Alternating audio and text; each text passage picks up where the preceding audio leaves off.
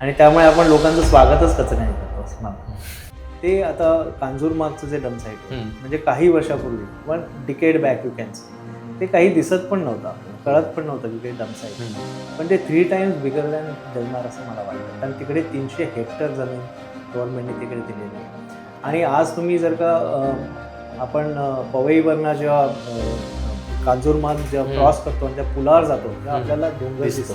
ते पूर्वी दिसत नव्हतं. हे सगळे कचऱ्याचे डोंगर आहेत.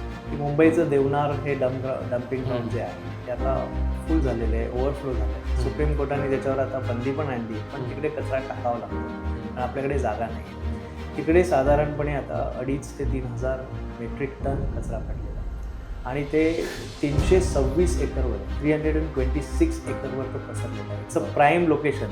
मुंबईमध्ये एंट्री करताना सगळ्यात पहिला पॉईंट जो आहे तो मानखुर्द आणि देवनार